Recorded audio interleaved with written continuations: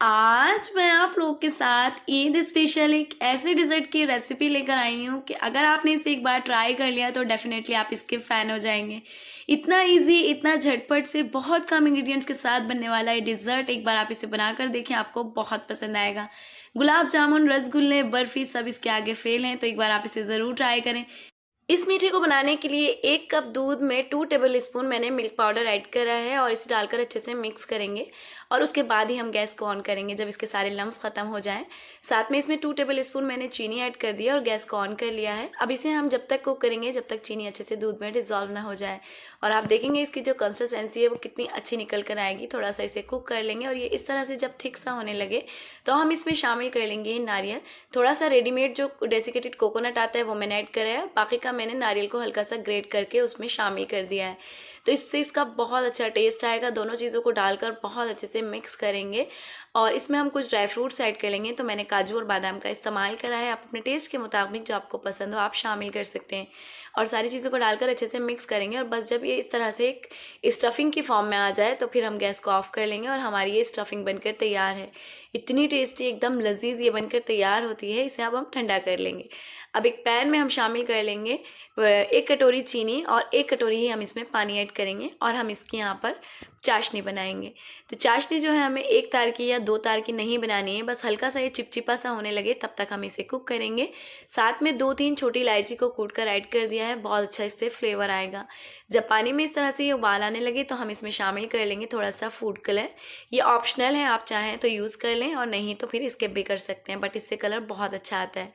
तो यहाँ पर मैंने इसे अच्छे से कुक कर लिया है 3 से 4 मिनट के लिए और ये देखें बिल्कुल हमारी जो चाशनी है परफेक्टली कुक हो गई है।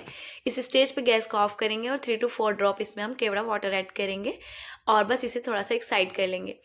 अब यहाँ पर हम ले लेंगे 4 से 5 ब्रेड के स्लाइस और ब्रेड की जो स्लाइस है हमें इस तरह से इसे कट कर लेना है। कोई भी कुकी कटर या फिर ग्लास से आप इसे या किसी कटोरी से इस तरह से राउंड शेप में कट कर लें। ये देखें आप, तो मैंने यहाँ पर सारी ब्रेड्स को इस तरह से कट करा है।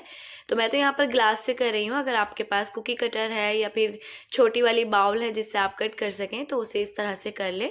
और फिर हमें यहाँ पर इसे ब्रेड को अच्छे से बेल लेना है बेलन की मदद से और इसे बिल्कुल फ्लैट कर लेंगे।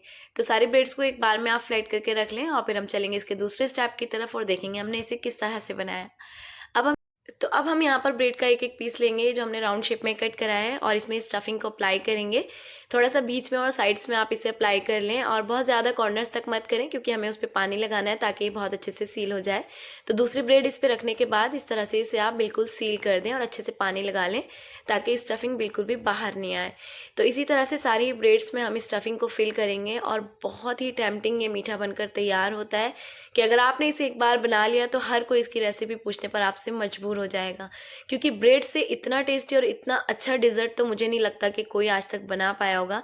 तो मैं उम्मीद करती हूँ आप इस रेसिपी को भी ज़रूर ट्राई करेंगे जिस तरह से आप मेरी सारी वीडियोस को प्यार दे रहे हैं। तो बस यहाँ पर सारे इस तरह से मैंने रेडी कर लिए थे और एक पैन में मैंने यहाँ पर ऐड कर लिया था घी या फिर आप रिफाइंड या फिर देसी घी जो आप चाहें इसमें ऐड कर सकते हैं, बस सरसों के तेल का इस्तेमाल नहीं करना है। और जब वो अच्छे से गर्म हो जाएगा तो इसमें हम एक एक करके पीसीस को ऐड करेंगे और तेज़ आंच पर ही हम इसे अच्छा सा गोल्डन ब्राउन होने तक फ्राई कर लेंगे। तो आप देखेंगे कितना यूनिक मीठा बनकर तैयार होता है कि मतलब मेरे घर में तो सब इसके फ़ैन हो गए हैं और गुलाब जामुन और रसगुल्ले तो अब आते ही नहीं हैं। तो इसलिए आप लोगों के साथ भी मैं इजी और बहुत आसान तरीके से बनने वाली रेसिपीज शेयर कर रही हूँ। जो आपके सारे किचन में चीज़ें मौजूद हों आप उसी से बनाकर तैयार कर सकते हैं। और आगे ईद आ रही है तो हर कोई चाहता है कुछ डिफरेंट, कुछ यूनिक बनाकर मेहमानों के सामने हम पेश करें, तो आप इसे डेफिनेटली बना सकते हैं, बहुत पसंद आएगा सबको। तो बस यहाँ पर इसे गोल्डन फ्राई करके निकाल लेंगे। बाकी की जो पीसीस हैं उन्हें भी हम इसी तरह से फ्राई कर लेंगे जब तक इस पर एक अच्छा सा कलर ना आ जाए। और बस अब इसे एक साइड करेंगे। अब जो हमने चाशनी बनाई थी उसे थोड़ा सा हम गर्म कर लेंगे और ये जो सारे पीसीज हैं ये हम चाशनी में ऐड करेंगे। और चाशनी में ऐड करने के बाद हमें सिर्फ इसे 1 से 1.5 मिनट के लिए चाशनी के साथ कुक कर लेना है ताकि जो हमने चाशनी बनाई है वो इसमें बहुत अच्छे से रस बस जाए और एक बहुत ही अच्छा इसका फ्लेवर आए। तो बस यहाँ पर मैक्सिमम 1.5 मिनट के लिए आप इसे कुक करें, इससे ज़्यादा नहीं करें वरना जो ब्रेड है वो बहुत ज़्यादा सॉफ्ट हो जाएगी और ये आपके पीसेस टूट जाएंगे। तो बस मैक्सिमम 1 से 1.5 मिनट के लिए आप इसे कुक कर लें और बस फिर गैस को ऑफ कर लें। अब जिस भी आपको बर्तन में इसे सर्व करना है आप उसमें इसको असेंबल कर लें अच्छे से। तो यहाँ पर मैंने एक एक पीसेस इस तरह से शामिल कर दिए हैं चाशनी से निकाल कर। और थोड़ा-सा इसे हम ड्राई फ्रूट्स के साथ गार्निश कर लेंगे। तो देखें आप कितना प्रेजेंटेबल लग रहा है और कितना अच्छा इसका लुक लग रहा है। तो अगर आपको मेरी ये वीडियो भी इतनी ही पसंद आया तो प्लीज़ वीडियो को लाइक कर दें और एक छोटा-सा कमेंट ज़रूर करें किस कंट्री से, किस जगह से आप मेरी इस वीडियो को वॉच कर रहे हैं और आपको मेरी ये वीडियो कैसी लगी। नेक्स्ट वीडियो में फिर से मुलाकात करूँगी, तब तक के लिए अल्लाह हाफ़िज़। अपना ख़्याल रखिएगा, दुआ में याद रखिएगा। Bye, take care. और ईद के हवाले से बहुत अच्छी रेसिपीज़ और आने वाली हैं, तो प्लीज़ चैनल को ज़रूर सब्सक्राइब कर लें। अल्लाह हाफ़िज़।